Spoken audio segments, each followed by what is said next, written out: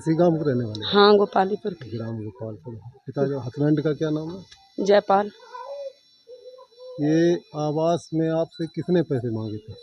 20,000 किसने मांगे थे पैसे? जे प्रधान ने मांगे थे और उनके जो लोग आते सिफारिश वाले वे हमारे द्वारा आए, संजा सुबेरा ड्यूटी उन्हें हमारी दी है। आवास नहीं। और बाद में जब मैं गर्म हुए हैं तब उनने मेरे गांव में पूरी बेइज्जती करी कि उसकी मेरी आग चलती है। उनने ये कही है, हमारी बेइज्जती करी उनने। आपने पैसे नहीं दे पाए इसलिए आप इन लोगों का आवास काट दिए गए। हमारे लेबरी वाला खर्चा नहीं आया, उसने पैसा काट लिए, हमारे खाते में पूरा पैसा नहीं आया। हमारा लेबरी वाला पैसा नहीं सा पाया है, जो हमने 10,000 दिए, 10,000 नहीं दिए तो हमारा पैसा नहीं आया है पूरा। अब और भी बाकी जो लोग जिन लोगों ने पैसे नहीं दिए 20,000 रुपए, उनके भी आवास काट दिए गए लिस्ट से। अब उनके का मान लो, हम तो मान लो मकान अपनो बनाए के हम अपने की जिम्मेदारी है, जो हमने 20,000 देन को भाई बेबस में मकान गिरो तो नहीं जैसो, तो हमने बेबस में देन को 20,000। जब हमने 10,000 दे दो, हमने जाके हमारा जब लेबरी खर्चा पैसा आएगा तब हम तुम्हें 10,000 और दे देंगे, हमारा लेंटर पड़ जान दो कहता हूँ, मैं बच्चा सुरक्षित ही रहा है। तब हमने जब रुपया नहीं दिया है तब साफ इन्ना हमारा लेबरी खर्चा पैसा नहीं आन दो। यानी आप समझ सकते हैं, आप समझ सकते हैं कि जो हमारे माननीय प्रधानमंत्री योगी जी, मोदी जी और मुख्यमंत्री योगी जी जो भ्रष्टाचार मुक्त भारत की दुहाई देते हैं और कहते हैं भ्रष्टाचार नहीं है। अब आप इस गोपालपुर कांड जो कल कांड हुआ है उसमें आप समझ सकते हैं, एक महिला जिसका आवास में नाम था और उससे प्रधान के द्वारा पैसा मांगे गए और पैसा ना दें, पैसा उनसे 10,000 लिए गए और 10,000 रुपये के बाद में जो लेबरी खर्चा आता है वो नहीं दिया गया। यानी एक आवास में आप समझ सकते हैं कि 25,000 रुपये की रिश्वत। और काफ़ी लोग जो कैमरे के सामने नहीं आना चाहते हैं वो बार बार कह रहे हैं कि एक आवास में 30-30 हज़ार रुपये रिश्वत के लिए जा रहे हैं। अगर नहीं दे पाते हैं तो उनके आवास काट दिए जाते हैं। और इस गोपालपुर गांव में सामने जाते हैं, ये कई मकान ऐसे हैं जो कभी भी हादसे के शिकार हो सकते हैं लोग। अगर ये प्रशासन ने पहले से ये इंतजाम किए होते शायद ये हादसा नहीं होता। यूपी आज उसी कल की दुर्घटना से सपा के समाजवादी पार्टी के वरिष्ठ नेता दीपू चौहान जी बता रहे हैं, हम उनसे कुछ बातचीत करेंगे।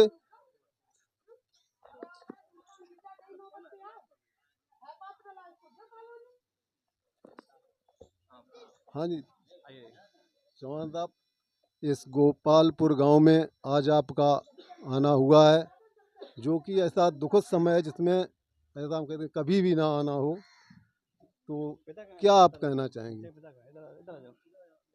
इस पे? आप क्या कहना चाहेंगे?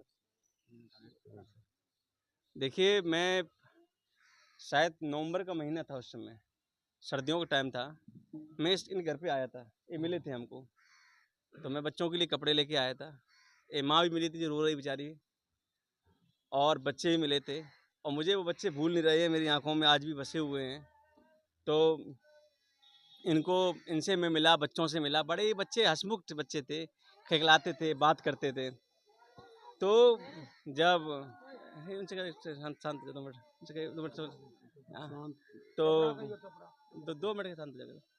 तो क्या करें, बच्चों एक ही उठती ना अंदर से, क्या किया जाए। तो जब मैं आया था, तो मैंने उस समय मांग की थी, जब मैं पिछली बार जब आया था तो मैंने उस समय मांग की थी कि इस मकान को बनना चाहिए। और मैंने सोशल मीडिया पे भी डाला था और यहाँ पे जो यहाँ के लोग हैं उनसे भी कहा था, क्योंकि जो प्रधान है यहाँ के, जो जिनकी बात कर रही थी महिला अभी कि 20,000 रुपये प्रधान ने लिए हैं, वो तो अभी बता रही थी महिला लिस्ट में नाम था। हाँ। और जिन लोगों ने पैसे दे दिए उनको आवास दिए गए, हाँ। और जिन्होंने पैसे नहीं दे पाए उनके काट दिए। शिकायत जो थी प्रधान की, यहाँ के प्रधान की शिकायत मुझे पहले ही मिली थी, क्योंकि यहाँ का प्रधान जो है सत्ता के संरक्षण में है। वो अपने आप को पता नहीं क्या बोलता है। वो यहाँ के लोगों से पूछ सकते हो, किसी से भी, वो अपने आप को क्या बताता है यहाँ का प्रधान, पूछ लेना आप। तो हाँ, वो विधायक बताता अपने आप को यहाँ का, ठीक है, मिनी विधायक। हाँ। प्रधान क्या नाम है प्रधान का? राजपूत है कोई, सुनील राजपूत, नीरज राजपूत राजपूत है। जो कि अपने अपने आप को मिनी विधायक कहते हैं। हाँ, तो जब वो विधायक है यहाँ का, तो विधायक क्यों देगा भाई मकान किसी के बिना रुपया लिए? बात सीधी सी बात है। तो यहाँ के सब लोगों से रुपया लिए गए। तो मैंने उस समय भी इस मुद्दे को उठाया था। अगर उस समय आवास बन गया होता तो आज 2 बच्चे खोए हैं, वो न जाते। 2 बच्चे, 2 बच्चे। और उसके उसके बाद उसके उसके बाद उसके बाद सबसे बड़ी बात ये है कि फिर नेता आते हैं, जब लोग मर जाते हैं। फिर ये नेता आते हैं, कुछ कहते हैं मुआवजा मिलेगा, मुआवजा देंगे, मकान देंगे। जब बच्चे चले गए, तो वो नेता जो आए हैं, उनसे ये कहो कि बच्चे वापस लाए। क्या किसी की भरपाई हो सकती है? किसी जान की भरपाई मुआवजे से हो सकती है? तो मैं आपके चैनल के माध्यम से सरकार से निवेदन करना चाहते हैं, भारतीय जनता पार्टी सरकार से, कि गरीबों पर बुलडोजर चलाना बंद करें। जो गरीबों पर बुलडोजर चला रहे हैं डरवाने के लिए, वो बंद करके मकान उजाड़े नहीं, मकान बनाएं। ये लोग मकान उजाड़ रहे हैं, मकान बना कहाँ रहे हैं? फरुखाबाद में कल मकान उजाड़ दिए बहुत से। लेकिन चौहान साहब, यहाँ तो मकान बनाने के लिए दिया गया, लेकिन जरूरतमंद तक नहीं पहुंचा। तो मैंने वही तो कह रहे हैं कि मैं सरकार से निवेदन करना चाहूँगा कि जो बुलडोजर लेके पहुंच जाते हैं मकान उजाड़ने के लिए, मकान उजाड़ो नहीं, इन गरीबों के मकान बनाओ। ये बच्चे मर रहे हैं, ये बच्चे बेचारे इस पिता पे क्या बीत रही होगी? इसको आप करोड़ों रुपए दे दो, लेकिन बच्चे नहीं है इसके, तो इस पे रुपए करेगा क्या है? उस माँ पे क्या बीत रही है जो बेचारी बैठी है? तो बात ये समझिए, ये हादसा किसी के साथ हो सकता है। इस गांव में मुझे पता है, मैं खुद जानता हूँ, मैं गांव में कई बार आ चुका हूँ। इस गांव में कम से कम 5-6 मकान ऐसी इसी कंडीशन में और हैं जो कभी भी गिर सकते हैं। और इन जो पात्र हैं उनको आवास नहीं है, और जो पात्र नहीं है पैसा दे ले रहे हैं, उनको आवास मिल जाते हैं। तो कहीं ना कहीं ये जो चश्मा लगा हुआ है दुमाती का, ये हटा के सरकार को इन ज़रूरतमंदों को आवास दें, इनको रोजगार की व्यवस्था करें, इनके बच्चों को पढ़ाने की व्यवस्था करें। और मैं सरकार से मांग करना चाहता हूं कि कम से कम 1 करोड़ रुपया इस परिवार को मुआवजा दे। 1 करोड़ की मांग करता हूं मैं।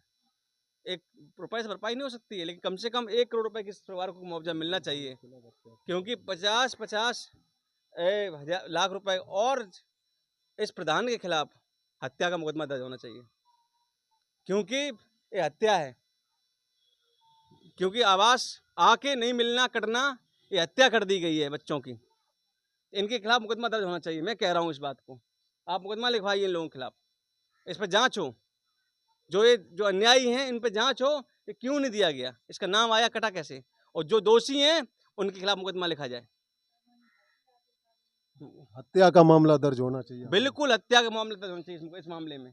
ये हत्या है, सीधी बात है, ये कोई हादसा नहीं है। जब आप देख रहे हैं सामने घर देख रहे हैं, सामने वाला मकान देख लो, जस्ट सामने वाला मकान देख लीजिए, ये दिखाइए कैमरामैन, मकान सामने वाला। इस मकान की कंडीशन क्या है? कभी भी हादसे का शिकार वो हो सकता परिवार मकान, भी हो ये सकता है। मकान हो सकता है। अब कल खुदा न खास्ता इसमें कोई हादसा हो जाए, टीन रखी है इस मकान में, तो इसका कौन दोषी होगा? बच्चे रहते हैं, कौन दोषी होगा इसका?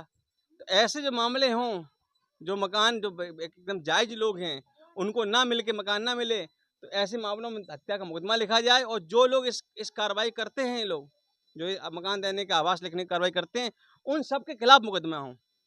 जब तक ऐसा नहीं करेगी सरकार, तब तक ये हादसे होते रहेंगे।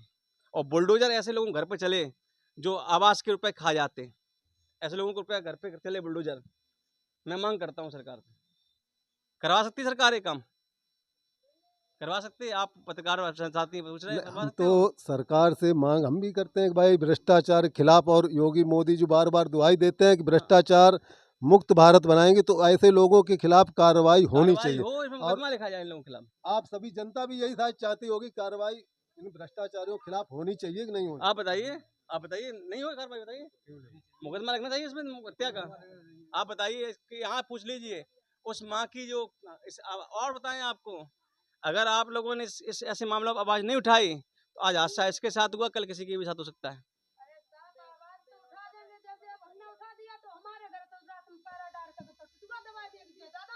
तो ऐसा नहीं होगा।